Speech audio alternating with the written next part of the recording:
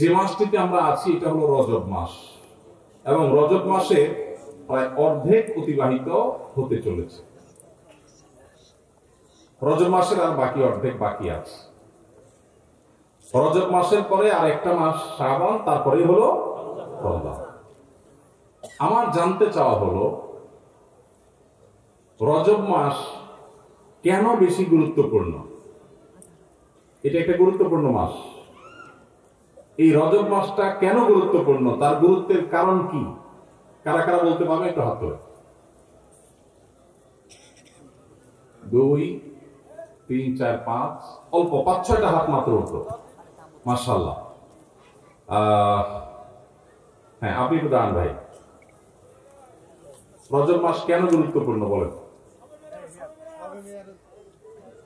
শবে মেরাজের জন্য গুরুত্বপূর্ণ। আপনি? একই প্রশ্ন, একই মত।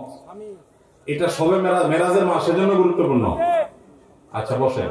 আর শবে মেরাজের জন্য রজব মাস গুরুত্বপূর্ণ, মেরাজের মাস, সেজন্য 27 তারিখ, 27 রজব মেরাজ এর রাত বলা হয়, সেই কারণে এই মাসটা গুরুত্বপূর্ণ। এই মতের পক্ষে যারা আছেন তারা একটু হাত তোলেন। মানে রজব মাস মেরাজের মাস, শবে মেরাজের মাস, এই জন্য এটা গুরুত্বপূর্ণ। এই মতের পক্ষে যারা, তারা হাত তোলেন। ব্যাপার কি? আর বাকিদের মতে কি এটার কোনো গুরুত্ব নাই? হ্যাঁ, রমজান মাসের প্রস্তুতি, রজব মাস, এই মেরাজের মাস, মেরাজের মাসের কারণে এই মাস গুরুত্বপূর্ণ। এই মতের পক্ষে যারা, তারা হাত তোলেন। চিন্তা করছে কোথায় হাত তুলে আবার কোন বিপদে পড়বে। না, কোনো বিপদ আপদ না, আমি একটা জিনিস জানার চেষ্টা করছি, বোঝার চেষ্টা করছি। রজব মাসটা যে হিজরি বর্ষের 12 মাসের মধ্যে বিশেষ গুরুত্বপূর্ণ, কোরআন হাদিসের আলোকে তাৎপর্যপূর্ণ, এই কথা যারা জানেন তারা হাত তোলেন। তার মানে আসলে আমাদের জানাশোনাই নেই। বাস আলহামদুলিল্লাহ, আমি যে উদ্দেশ্যে এই প্রশ্নটা পেড়েছিলাম সেই উদ্দেশ্য হাসিল হয়ে গেছে, আমার বোঝা হয়ে গেছে। তাহলে বোঝা গেল এই বিশাল মাহফিলে এতগুলো মানুষের প্রায় বেশিরভাগ মানুষ, বলতে গেলে প্রায় সকলে, হাতে গোনা কয়েকজন বাদে, আমরা জানি না এই মাসটা কেন গুরুত্বপূর্ণ। অথচ এটা ইসলামের এমন একটা বিষয় যে বিষয়টি জানা আমাদের সবার উচিত ছিল। আমি কি সে তাৎপর্য নিয়ে কথা বলবো একটু? ভাইরা আমার, আমি আমার আলোচনার শুরুতে যে আয়াতে কারিমা তেলাওয়াত করেছি, এই আয়াতটা সূরা তাওবার আয়াত। আল্লাহ রাব্বুল আলামিন এই আয়াতে ইঙ্গিত করেছেন এই মাসের তাৎপর্য বিষয়। আল্লাহ সুবহানাহু ওয়া তাআলা বলেছেন, ইন্না ইদ্দাতাশ শুহুরি ইনদাল্লাহি 12 শাহরান ফি কিতাবিল্লাহি ইয়াওমা খালাকাস সামাওয়াতি ওয়াল আরদ মিনহা আরবাআতুন হুরুম। নবমণ্ডল এবং ভূমণ্ডল সৃষ্টি থেকেই বছরকে আল্লাহ তাআলা 12 মাসে বিভক্ত করেছেন। 12 মাসে বছর বিভক্ত হওয়ার এই ইতিহাস নবমণ্ডল এবং ভূমণ্ডল সৃষ্টির দিন থেকেই এটা স্বয়ং আল্লাহ শুরু করেছেন। এটা কারোর সৃষ্টি, কারোর আবিষ্কার নয়। মিনহা আরবাআতুন হুরুম, আল্লাহর দেওয়া সেই 12 মাসের যে সংস্কৃতি বা ধারণা, গোটা পৃথিবীতে নানাভাবে সেটা মানুষ পালন করে। কোথাও ঈসাই বর্ষ পালন হয়, কোথাও বাংলা বর্ষ পালন হয়, কোথাও অন্য কোন বর্ষ পালন হয়, বহু বর্ষ পৃথিবীতে প্রচলিত আছে। এর মধ্যে হিজরি বর্ষের 12 মাসের মধ্যে আল্লাহ তাআলা বলছেন মিনহা আরবাআতুন হুরুম, 4টি মাস আছে যে মাসগুলো মর্যাদাপূর্ণ মাস, সম্মানিত মাস। আল্লাহ তাআলা এই মাসগুলোকে মর্যাদা দিয়েছেন, সম্মান দিয়েছেন। সেই সম্মানিত যে 4 মাস, এই 4 মাস সম্পর্কে সহিহ বুখারীর হাদিসে নবী করিম সাল্লাল্লাহু আলাইহি ওয়াসাল্লাম বলেছেন, সালাতুন মুতাওয়ালিয়াত, সেই সম্মানিত 4 মাসের 3টা হলো বাই সিরিয়াল, ধারাবাহিক। সে ধারাবাহিক 3 মাস হলো জিলকদ, জিলহজ, মুহররম। বলতে হবে সাথে, জিলকদ, জিলহজ, মুহররম। সিরিয়ালে মাসের কত কততম মাস? হিজরি বর্ষের কত কততম? 11, 12, 1। এই 3টা হলো ধারাবাহিক সম্মানিত 3 মাসের 3টা। অর্থাৎ আমরা যে রমজানের রোজা পালন করার পরে শাওয়াল আসে, এই শাওয়াল চলে গেলেই টানা ধারাবাহিকভাবে 3 মাস, এগুলো হলো সম্মানিত মাস। ওয়া রাজাব ওয়া মুদর আল্লাযী বাইনা জুমাদা ওয়া শাবান, চতুর্থ মাসটা হলো রজব মাস, যেটা জুমাদা সানি আর রজবের মধ্যবর্তী, শাবানের মধ্যবর্তী, অর্থাৎ এই যে মাসটাতে আমরা আছি এটা। তাহলে এটা হলো সম্মানিত 4 মাসের একটা। ভাইরা আমার, এই কথাটা এর আগেও যারা জানতেন, আগে থেকেই জানতেন যে রজব মাসটা সম্মানিত 4 মাসের একটা, এটা যারা আগে থেকে জানতেন তারা একটু হাত তোলেন। খুবই অল্প সংখ্যক মানুষ। তাহলে আজকের মাহফিল থেকে নেওয়ার মতো একটা জিনিস ইতিমধ্যে আমরা পেয়ে গেছি, সেটা হলো সম্মানিত 4 মাস বছরের রমাদানটা সবচেয়ে সেরা, সেটা কোনো আলোচনা নাই, সবকিছুর ঊর্ধ্বে। রমজান মাসের পরে হিজরি বর্ষের 4টি সম্মানিত মাস আছে। এই 4টি সম্মানিত মাসের মধ্যে 3টা ধারাবাহিক, জিলকদ, জিলহজ, মুহররম, আর চতুর্থ মাসটা হলো রমজান মাসের আগের মাস, অর্থাৎ যে মাসটাতে আমরা এখন আছি রজব মাস, এই মাসটা। তাহলে এই ইলমটা, এই কোরআনের ধারণাটা, এটা আজকে থেকে নিয়ে যাব ইনশাআল্লাহ। এটা এই ইলমটা নিয়ে লাভ হবে কি? লাভ হবে এই, স্বয়ং আল্লাহ রাব্বুল আলামিন যে মাসকে মর্যাদাবান ঘোষণা করেছেন, সেই মাসটা আমাদের কাছে মর্যাদা পাওয়ার উপযুক্ত না উপযুক্ত না? কোন সন্দেহ আছে? আল্লাহ কোরআনে যে মাসকে মর্যাদাবান বলেছেন, সে মাসের প্রতি মর্যাদা প্রকাশ করা আমাদের কর্তব্য না কর্তব্য না? এখন আমরা যদি কাউকে না চিনি, তাকে কি মর্যাদা দেওয়া যাবে? আপনি ডিসি অফিসে চাকরি করেন, নতুন বাংলাদেশে পুরাতন ডিসি পরিবর্তন হয়ে নতুন ডিসি সাহেবের এখানে পোস্টিং হয়েছে, আপনি বিমানে করে ঢাকায় আসছেন, আপনার পাশের সিটেই ডিসি সাহেব বসে আসছেন, উনি যোগদান করার জন্য আসছেন। আপনি ডিসি অফিসের একজন সাধারণ কর্মচারী, পাশের সিটে যে বেচারা আসছে, যে লোকটা আসছেন তিনি ডিসি হিসাবে এখানে জয়েন করবেন। আপনি জানেন না যে তার অধীনেই আপনার কাজ করতে হবে সামনে, তাহলে সেক্ষেত্রে আপনি পাশের সিটের লোক হিসেবে তাকে বিশেষ কোনো কেয়ার কি করার কথা। কিন্তু যদি আপনি টের পান, জানতে পারেন যে উনি এখানে জয়েন করবেন এবং তার অধীনে আপনার কাজ করতে হবে, তাহলে আপনার ভিতরে একটু পরিবর্তন হবে নাকি হবে না? কথাটা পরিষ্কার না? পরিবর্তন হবে না?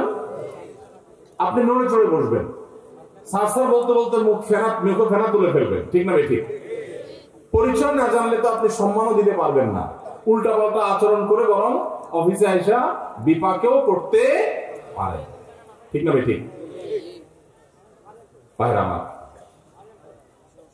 ঠিক একই ভাবে এই যে একটা মাস চলে যাচ্ছে, মাসের অর্ধেক প্রায় চলে গেল, এই মাসটা যে সম্মানিত মাস, এই সম্পর্কিত ধারণা এদেশের প্র্যাকটিসিং মুসলমান, নামাজি মুসলমান, মসজিদে আসা মুসল্লি, ওয়াজ মাহফিলে আসা মুসল্লিদের 80 থেকে 90% মানুষ এখনো জানে না। একটা হারিয়ে যাওয়া ধারণা, সাধারণ বিষয় নয়, খুচরা বিষয় নয়, কোরআনের বিষয়, এক নয় একাধিক আয়াতে যে বিষয় আল্লাহ আলোকপাত করেছেন, এটা কোনো খুচরা বা সাধারণ বিষয় হতে পারে না, এটা অনেক গুরুত্বপূর্ণ বিষয়। কোরআনে আল্লাহ তাআলা এই সম্পর্কে আলোচনা করেছেন যে বছরে 12টি মাসের মধ্যে 4টি মাসকে আল্লাহ মর্যাদা দিয়েছেন।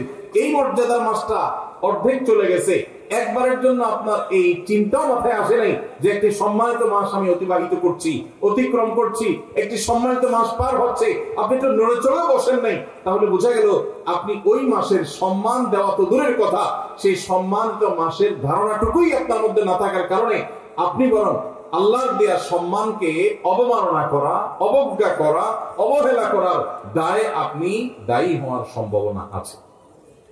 তাহলে আজকে যে আমরা জানলাম, এখন থেকে জীবনের তরে এটা মুখস্থ করে নিব যে জিলকদ, জিলহজ, মুহররম 11, 12, 1 আর রজব মাস, রমাদানের আগের মাসটি যখন শুরু হবে, আর কিছু করতে পারেন না পারেন, অন্তত একটা সম্মানিত মাস যাচ্ছে এই কথা মনে করে একটু নড়ে চড়ে বসলেন। নড়ে চড়ে বসা বলতে রুটিন যে আমলগুলো আছে একটু বিশেষ গুরুত্ব দিয়ে করলেন। কেন? কারণ সম্মানিত মাস যাচ্ছে, আল্লাহ সম্মান তো এমনি এমনি দেয়নি, নিশ্চয়ই এই মাসে ইবাদতের আলাদা গুরুত্ব আছে, সেই জায়গা থেকে আপনি সম্মান দিলেন।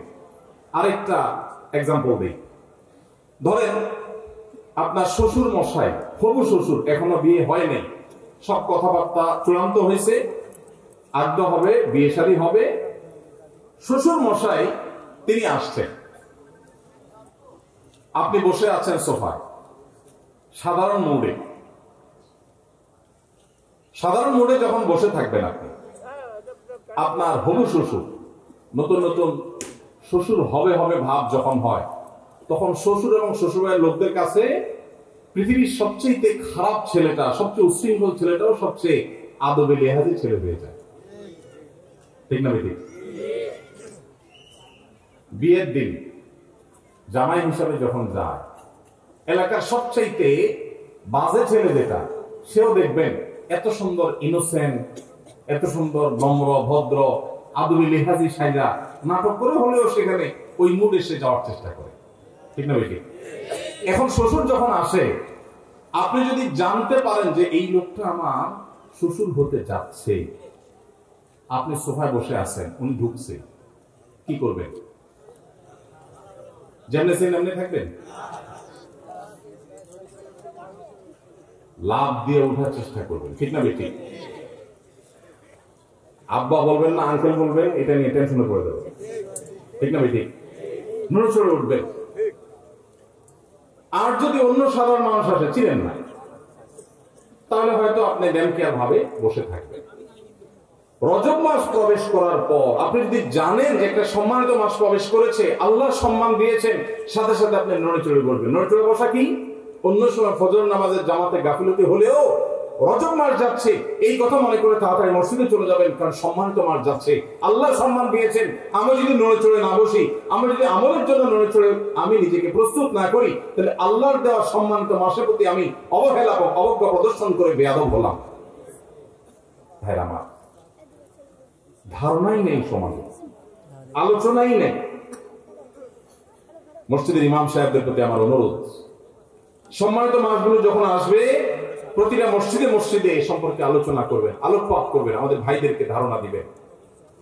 অনেক ভাই আছে 50-60 বছরের মুসলমান, তার জীবনে 50 বার সম্মানিত মাস এসেছে, একটি বারের জন্য তিনি কেয়ারও করেন না, জানেনও না, তার মাথায় আসেই নেই রজব কি আর জমাতে ইসলামিয়া কি, কোনো পার্থক্য নেই, কোনো ব্যবধান নেই, কোনো ভাবলেশ নেই।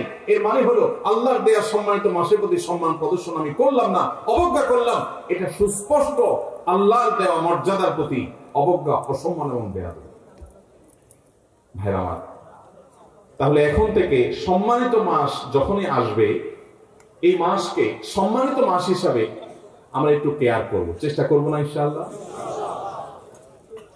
সেদিন কোন এক ভাইয়ের সাথে দেখা, হঠাৎ করে আমার অফিসে এসছেন, ভাই কানাডা থাকে। তো আমরা যখন নাস্তা অফার করলাম, সবাই নাস্তা খাচ্ছি, উনি বলেন আমি রোজা আছি। আমি বললাম কি বলে রোজা আজকে, সোম না, বৃহস্পতি না, আমি বীজ না, হঠাৎ করে আজকে এই মঙ্গলবারে কি কিসের রোজা? তুমি বললেন না, কোনো মাসনুন রোজা না, যেহেতু সম্মানিত মাস রজব যাচ্ছে, সম্মানিত মাস উপলক্ষে রোজা রাখার কোনো স্পেশাল নির্দেশ নাই হাদিসে কোরআনে, কিন্তু আমি নিজে থেকে একটু নফল হিসাবে এটা রাখছি। একে তো শীতকাল, এই সময় নবী সাল্লাল্লাহু আলাইহি ওয়াসাল্লাম রোজা রাখার জন্য উৎসাহ দিয়েছেন, আবার সম্মানিত মাস আল্লাহ সম্মান দিয়েছেন, সেজন্য আমি নিজের উদ্যোগে সুন্নাহ হিসাবে না, একটু নফল আমল করার চেষ্টা করেছি। আমার দিলটা শীতল হয়ে গেছে শুনে। উপস্থিত যারা ছিল সবাইকে বললাম, দেখেন, এটাকে বলা হয় কোরআনের শিক্ষা, এটাকে বলা হয় হাদিসের শিক্ষা। ওয়াজ মাহফিল শুনতে শুনতে কান ঝালাফালা করে ফেললাম, একেবারে ওয়াহ কি ওয়াজ হয়েছে, কি ওয়াজ শুনলাম, এই সমস্ত ওয়াহ আর আহ বলে চলে গেলাম, কিন্তু কিছু শিখতে পারলাম না। জীবনে কোনো পরিবর্তন হলো না, কোনো চেঞ্জ আসলো না, কোনো আমল আসলো না, কোনো বদামল ছাড়া হলো না। এটা কখনো দ্বীনের শিক্ষা অর্জন হতে পারে না। এই জন্য ভাইরা, আজকের মাহফিল থেকে আমরা যে এ সম্পর্কে নিজেরা এই ইলমকে আমল করব, চর্চা করব যখন সম্মানিত মাস আসে, এবং নিজের পরিবারের সদস্য বন্ধু বান্ধবের মধ্যে বিষয়গুলো শেয়ার করবো যে সম্মানিত মাস সম্পর্কে ধারণা সম্পর্কে তোমার জানা আছে কিনা বন্ধু, চলো আমরা আলোচনা করি। কোরআনে আল্লাহ তাআলা সম্পর্কে বলেছেন, শেয়ার করা যাবে তো ইনশাআল্লাহ? আল্লাহ তাআলা আমাদের সবাইকে এই সম্মানিত মাস সম্পর্কে যে ধারণা বিলুপ্ত হয়ে যাচ্ছে সমাজ থেকে, কোরআনের আমল সাধারণ খুচরা বিষয় অথচ হারিয়ে যাচ্ছে, ধারণাই নাই, এই গোটা প্যান্ডেলের মধ্যে 2-4-5 জন ছাড়া বাকিরা আমরা জানি না। তাহলে এটা সম্পর্কে আমরা চর্চা, আলোচনা, আমল বাড়াবো তো ইনশাআল্লাহ? এবার আসেন সম্মানিত মাসে আমরা কি করব? ভাইরা আমার, সম্মানিত এই মাসগুলোতে স্পেশাল বা বিশেষ কোন একটি করণীয় আলাদা করে কোরআন হাদিসে কোথাও আসে না যে এটা করতে হবে। বিশেষ কোন নামাজ নাই, বিশেষ কোন রোজা নাই। আরবে জাহিলি যুগের মানুষরা রজব মাসে অনেক কিছু করত। এখনো আরবে রজব মাসে উমরা করাকে বিশেষ ফজিলতপূর্ণ মনে করা হয়। এটাকে বলা হয় উমরায়ে রজবিয়া। রজব মাসে একটা বিশেষ পশু জবে হতো জাহিলি যুগে, সেটাও নবী সাল্লাল্লাহু আলাইহি ওয়াসাল্লামের হাদিসে উঠে এসেছে। মুসলমানদের জন্য রজব মাসে বা সম্মানিত মাসে করার মতো আলাদা কোনো আমলের কথা কোরআন হাদিসে বলা হয়নি। তবে আল্লাহ রাব্বুল আলামিন যেহেতু এই মাসগুলোকে মর্যাদা দিয়েছেন, এজন্য রুটিন যে আমলগুলো আছে যেগুলো আমরা অন্য মাসেও করি, সেগুলো এই মাসগুলোতে সম্মানিত মাস হওয়ার কারণে বিশেষ গুরুত্বের সাথে করব। ৫ ওয়াক্ত নামাজ ১২ মাসই পড়তে হবে। রমজান আসলে যেরকম তার বিশেষ গুরুত্ব আসে, সম্মানিত মাসের কারণে ওই ৫ ওয়াক্ত নামাজকে আমরা বিশেষ যত্ন সহকারে আদায় করবো ইনশাআল্লাহ। যেমন ওই যে বললাম, মুরব্বী মানুষকে সম্মান করা এটা ভালো না খারাপ? হারিয়ে যাচ্ছে, আদব লেহাজ হারিয়ে যাচ্ছে। কিন্তু মুরব্বী মানুষ, তাকে দেখে শ্রদ্ধা করা, এটা আমাকে ইসলাম শিখিয়েছে। পশ্চিমাদের অপসংস্কৃতির করাল গ্রাস এবং খাওয়া আমাদের যুব সমাজকে ধ্বংস করে দিচ্ছে। আমরা আমাদের শৈশবে দেখেছি, কোন মুরব্বী যদি রাস্তার এক পাশ দিয়ে আসতেন, অপর পাশ দিয়ে স্কুল কলেজে পড়ুয়া তরুণরা, মাদ্রাসা তো বটেই, স্কুল কলেজের ছেলেমেয়েরা পর্যন্ত রাস্তার এক পাশে কাঁচুমুচু হয়ে দাঁড়িয়ে শ্রদ্ধা ভরে সালাম নিবেদন করতেন, আসসালামু আলাইকুম বলে। আর এখন পারলে গায়ের উপর উঠে। ঠিক না ঠিক? ভাইরা আমার, এই জায়গা থেকে আমাদের নৈতিক অধঃপতন হয়েছে না উন্নতি হয়েছে? মনে রাখবেন, নবী সাল্লাল্লাহু আলাইহি ওয়াসাল্লাম বলেছেন, মা মিন শাইইন ইউদাউ ফিল মিজানি ইয়াউমাল কিয়ামাতি আতকালু মিন হুসনিল খুলুক। আবু দাউদ তিরমিজি বর্ণিত হাদিস। নবীজি বলেছেন, কিয়ামতের ময়দানে বান্দার উত্তম আখলাক, উত্তম আচরণের চাইতে ভারী কোন ওয়েটফুল কোন আমল কিয়ামতের ময়দানে মিজানে পাল্লা আর উঠবে না। আচরণের সৌন্দর্য, আপনি নফল আমল করলে আল্লাহকে যতটা খুশি করতে পারবেন, আখলাক সুন্দর করলে তার চেয়ে বেশি খুশি করতে পারবেন। উত্তম আখলাকের পাঠ এবং অংশ হলো মুরব্বীদেরকে সম্মান করবেন, আলেমদেরকে ইজ্জত করবেন, তাদের প্রতি বিশেষ কেয়ার করবেন। কিন্তু এটা হারিয়ে গেছে। তো আমি যেই কথাটা বলছিলাম, ধরুন যে কোনো মুরব্বীকেই সম্মান করা, ইজ্জত করা, এটা ইসলামের নির্দেশ। নবী সাল্লাল্লাহু আলাইহি ওয়াসাল্লাম বলেছেন, মান লাম ইউআক্কির কাবীরানা, যে ব্যক্তি আমার উম্মতের বড়দেরকে, সিনিয়রদেরকে, বাপের বয়সী মানুষদেরকে শ্রদ্ধা করে না, ফালাইসা মিন্না, সে আমার উম্মত হতে পারে না। এই যে সতর্ক নবী সাল্লাল্লাহু আলাইহি ওয়াসাল্লাম করেছেন, এই জন্য যে কোনো মুরব্বী, বাপের বয়সী বা বয়সে বড়, তাদেরকে শ্রদ্ধা করতে হয়। এটা ইসলামের শিক্ষা।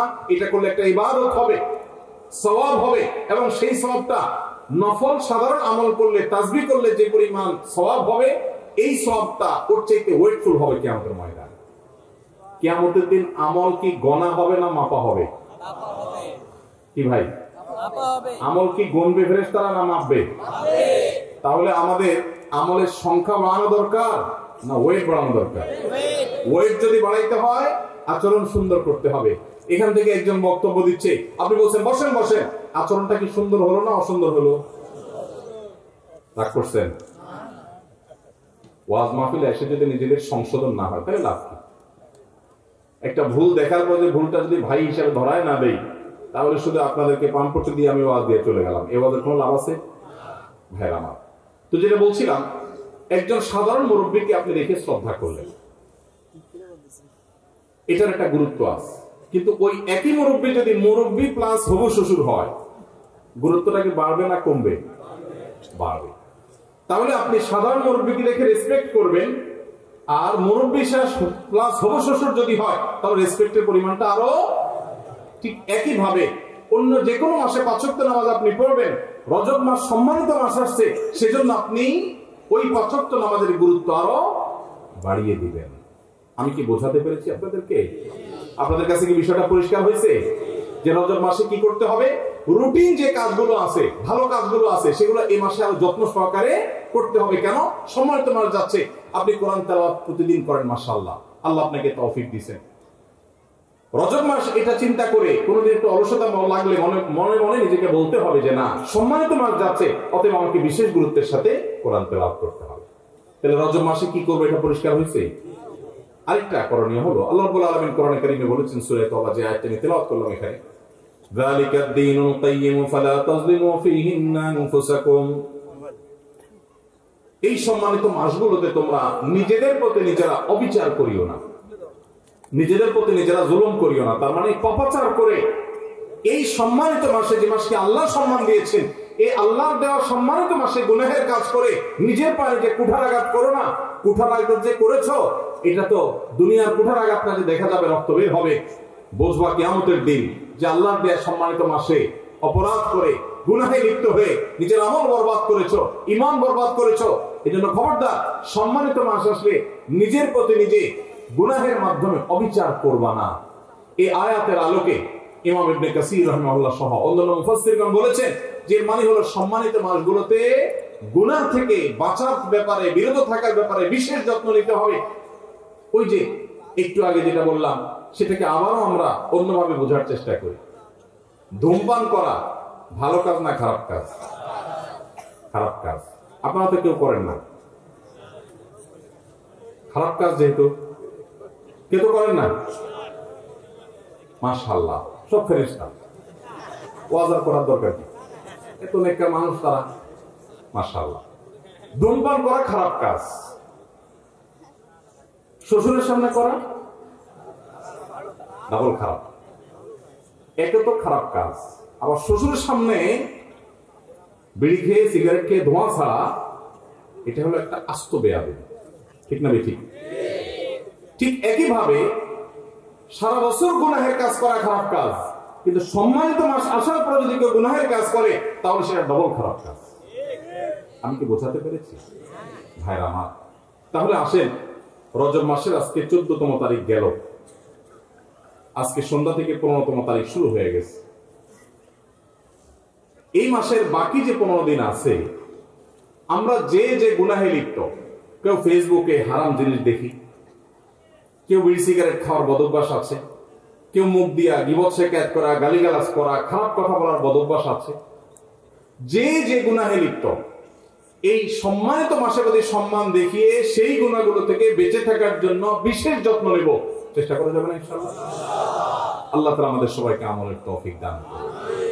ভাইরা আমার, সাদা মাঠা কথা কিন্তু অত্যন্ত দরকারি। কোরআনের নির্দেশ হারায় গেছে, আলোচনা নাই, পর্যালোচনা নাই, সেটা আবার নতুন করে আমরা স্মরণ করালাম। আল্লাহ তাআলা আমাকে, আপনাকে, আমাদের সবাইকে আমলের তৌফিক দান করুন। সম্মানিত মাসের করণীয় হলো রুটিন কাজগুলো বিশেষ গুরুত্বের সাথে করা, পাপাচার থেকে বেঁচে থাকার জন্য বিশেষ যত্নশীল হওয়া। আর আল্লাহ রাব্বুল আলামিন এই মাসে যুদ্ধ বিগ্রহ সম্পর্কে বলেছেন, ইয়াসআলুনাকা আনিশ শাহরিল হারাম কিতালিন ফীহ। সম্মানিত মাসগুলোতে যুদ্ধ বিগ্রহ করা যাবে কিনা আপনাকে জিজ্ঞাসা করে হে রাসূল, তারা বলে দিন, কুল, হে রাসূল আপনি তাদেরকে বলে দিন যে এই মাসে যুদ্ধ বিগ্রহ করা কবিরা গুনাহ। এই আয়াত সম্পর্কে মুফাসসির এবং ফুকাহায়ে কেরামের নানান আলোচনা আছে, যেটা রহিত হয়ে গেছে নাকি আছে। তবে আমরা যেহেতু সৈনিক না, যুদ্ধ বিগ্রহ করি না, সম্মানিত মাসের সম্মানে আমরা মিনি যুদ্ধ যেগুলো ঘরে ঘরে, দোকানে দোকানে, রাস্তাঘাটে, অফিস আদালতে করি, অর্থাৎ ঝগড়াঝাটি, সেগুলো সম্মানিত মাস উপলক্ষে আমরা পরিহার করবো ইনশাআল্লাহ। চেষ্টা করা যাবে তো? আল্লাহ তাআলা আমাদের সবাইকে আমলের তৌফিক দান করুন। ভাই আমার, তাহলে সম্মানিত মাস রজব মাস যাচ্ছে। এই রজব মাসের তাৎপর্যের আসল কারণটা আমরা বেশিরভাগ মানুষ জানি না। আমার যে ভাই উত্তর দিয়েছেন, আরো এক ভাই তার সাথে সায় দিয়েছেন, আরো কেউ কেউ একমত আছেন যে রজব মাসের তাৎপর্যের কারণ হলো এটা শবে মেরাজের মাস। ভাইরা আমার, এটাকে একেবারে উড়িয়ে দেওয়া যায় না যে এই মাসে মেরাজ হয় নাই, সেটা বলা যায় না। আমাদের নবী করিম সাল্লাল্লাহু আলাইহি ওয়াসাল্লামের জীবনে মেরাজের ঘটনা ঘটেছে না ঘটে নাই? ঘটেছে। মেরাজের ঘটনা ঘটেছে, এটা নিয়ে সন্দেহ করবার কোনো সুযোগ। কিন্তু কোন মাসে মেরাজ হয়েছে, কবে মেরাজ হয়েছে, এর তারিখ এবং সময় নিয়ে প্রায় 16টির বেশি মতামত ইতিহাসবিদদের মধ্যে আছে। তাহলে নিশ্চিত করে রজব মাসে 27 তারিখেই মেরাজ হয়েছে, এটা চূড়ান্ত ভাবে নিশ্চিত ভাবে বলার কোনো সুযোগ নাই। এটারও প্রথম কথা। দ্বিতীয় কথা হলো, অনেক ফুকাহায়ে কেরামের মতে রজব মাসে হয়েছে, অনেক মুহাদ্দিসিন, অনেক মুআররিখিন, ইতিহাসবিদদের মতে এই মাসেই হয়েছে। সেই জায়গা থেকে আপনি এই মাসকে মেরাজের মাস বলেন, তাতে এমন কোনো সুবিধা অসুবিধার ব্যাপার নাই। কিন্তু অসুবিধার জায়গাটা হলো এই মাসকে ওই মেরাজের মাস হিসেবে বিশেষ তাৎপর্যপূর্ণ মনে করাটা। হাদিসে কোথাও নবী সাল্লাল্লাহু আলাইহি ওয়াসাল্লাম এই মাসকে মেরাজের মাস বলে পরিচয় করার নাই। আমাদের সমাজে সুন্নাতের প্রচার যতটা হয়, বেদাতের প্রচার তার চাইতে বেশি হয়।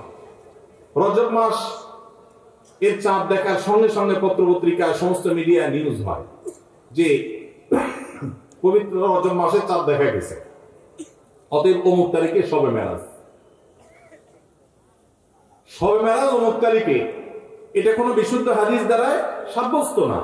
ইতিহাসবিদদের অনেকের মত আসছে, কিন্তু সেটাকে যতটা গুরুত্বের সাথে প্রচার করা হয়, রজব মাস যে সম্মানিত 4 মাসের একটা, ওইটাকে গুরুত্বের সাথে যদি প্রচার করা হতো, এইভাবে নিউজ করা হতো যে রজব মাসের চাঁদ দেখা গেছে, কোরআনের নির্দেশ অনুযায়ী সম্মানিত 4 মাসের একটি এটি, তাহলে মানুষ সঠিকটা জানতে পারতো, ঠিক না ঠিক? তাহলে সঠিক এবং শুদ্ধটা কোরআনের বর্ণনা, কোরআনের শিক্ষাটা চর্চা নাই, আছে সেটা যেটা আসলে বিশুদ্ধ কোনো বর্ণনা দ্বারা প্রমাণিত না। ভাইরা আমার, এই জন্য আমাদের নিজস্ব উদ্যোগে দিন শিখতে হবে। দিন শিখার জন্য ওয়াজ মাহফিল একদিন আসলে যথেষ্ট হবে না। এর জন্য আপনাকে মসজিদের ইমাম সাহেবের মাধ্যমে বিভিন্ন দিন শিক্ষা কোর্স আছে। তরুণরা আজকাল অনলাইনে অনেক ইসলামের বেসিক বিষয়গুলো শেখার জন্য কোর্স আছে, সেই কোর্সগুলো এনরোল করে ফেলতে হবে, সেগুলোতে এঙ্গেজ হয়ে যেতে হবে এবং দিনের বেসিক বিষয়গুলো শিখতে হবে। আল্লাহ তাআলা আমাদের সবাইকে আমলের তৌফিক দান করুন। ভাই আমার, সময় অনেক হয়েছে। আমরা মেরাজ নিয়ে কিছু কথা বলতে চাইছিলাম, কিন্তু আপনাদের হইচই দেখে কথা অন্যদিক চলে গেছে। এখন আমাদের সামনে যে সময় আছে, খুব বেশি রাত পর্যন্ত কথা বলা আমার আদতেরও খেলাফ, সুন্নতেরও খেলাফ। আমরা এখন দুইটা অপশন বেছে নিতে পারি, হয় মেরাজ নিয়ে আলোচনা করতে পারি, আমরা প্রশ্ন উত্তর দিতে পারি। কোথায় যাবো বলে? প্রশ্ন উত্তর না মেরাজ? মিশ্র প্রতিক্রিয়া।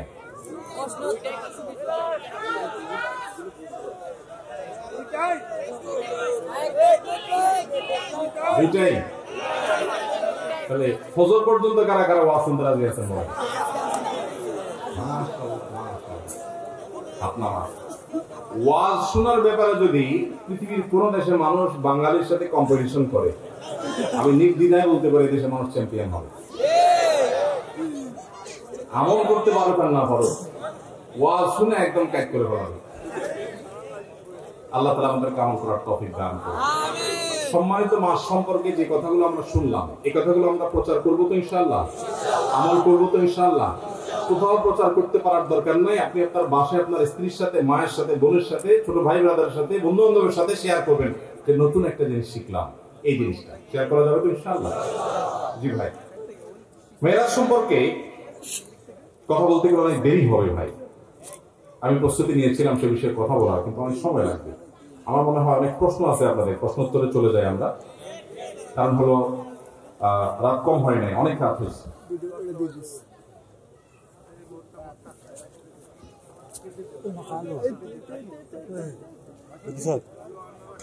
আর দেই 15 বার কইছে একবার ইনশাআল্লাহ।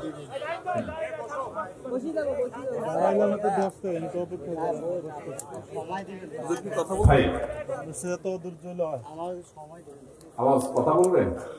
আচ্ছা, 1 মিনিট টাইম দিলাম, কথা বলবেন না? বললেন, সমস্যা নেই, বলা। এতক্ষণ আমি বলছি, আপনাদের তো অধিকার আছে। বৈষম্য বিরোধী বাংলাদেশ, সবাই সমান অধিকার থাকা দরকার। এতক্ষণ আমি বলছি, আপনারা 1 মিনিট যা বলা বলেন। শেষ হয়েছে, ক্যামেরাম্যান ভাইরা শেষ হয়েছে, এরপর কিন্তু আর কথা বলা যাবে না। মাশাআল্লাহ, যশোরের মানুষের মধ্যে এরকম সভ্য, এত নম্র, কত সুন্দর ফিল, কত নীরব। মাশাআল্লাহ মাশাআল্লাহ মাশাআল্লাহ। তবে মোবাইল সাবধান, কারণ পরশুদিন কুমিল্লায় মাহফিল শেষে শুনলাম যে 20-30 জনের মোবাইল নেই। আমার ক্যামেরাম্যান তার পাওয়ার ব্যাংক নিয়ে গেছে, একজনের 2টা। তো আপনারা যারা দাঁড়ায় আছেন, আপনাদের ভেতরে ভেতরে আপনাদের খেদমতের জন্য অনেক ভাইরা আসছেন, সাবধান। কিন্তু এই রিস্কটা আপনাদের দাঁড়ানো পাবলিকের বেশি। বহুত তো বুঝাইছি, বসেন বসেন নাই, দাঁড়ায় রয়েছেন তো। মোবাইলটা বাসা পর্যন্ত যেন নিতে পারেন সেটি খেয়াল রেখে, ওয়াজ মনোযোগ শুনেন না শুনেন, মোবাইলটা সাবধান রেখে। আর যদি মোবাইল ফোন কেউ ধরতে পারেন, তাহলে আমি পুরস্কার দেব। কারণ আমার কাছে মনে হচ্ছে প্ল্যান ওয়াইজ দিনী মাহফিলগুলোকে ধ্বংস করার জন্য এরকম একটা চক্র অ্যাক্টিভ হয়ে গেছে। বিশেষ করে যখন মাহফিল ছাড়া হবে, হুড়াহুড়ি করবে মানুষ, ওই টাইমে মোবাইলগুলো সব চুরি হয়। এই জন্য সবাই সাবধান থাকবেন ইনশাআল্লাহ।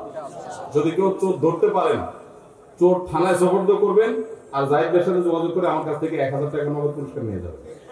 আবার ভালো মানুষ ধরে চোর বানায় না, সাবধান। মাশাআল্লাহ।